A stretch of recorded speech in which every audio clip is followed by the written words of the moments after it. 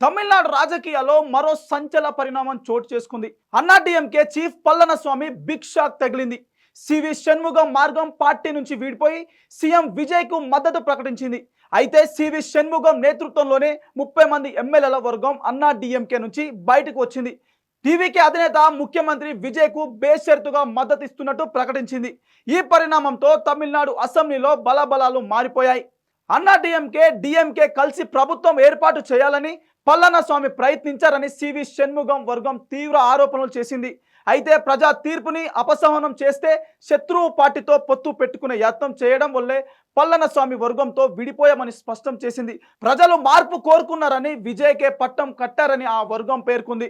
30 మంది ఎమ్మెల్యేలు మద్దతుతో సీఎం విజయ్ ప్రభుత్వానికి బలం మరింతగా పెరిగింది. మెజార్టీ మార్కుపై ఉన్న ఈ పరిణామం తెరదించినట్టయింది. ఇప్పటికే కాంగ్రెస్ వామపక్షాలు మద్దతు ప్రకటించగా తాజాగా అన్నాడీఎంకే చిలక వర్గం కూడా కలిసి రావడం విజయ్కు కలిసొచ్చే అంశం. తమిళనాడులో ప్రభుత్వం ఏర్పాటుపై నెలకొన్న ఉత్కంఠకు సివి షణ్ముగం మార్గం మద్దతుతో తెరపడే అవకాశం కనిపిస్తుంది. పళనిస్వామికి ఎదురు దెబ్బ, విజయ్కి ఊరట. తమిళ రాజకీయం మరో మలుపు తిరిగింది. మరిన్ని పొలిటికల్ అప్డేట్స్తో మళ్ళీ కలుద్దాం.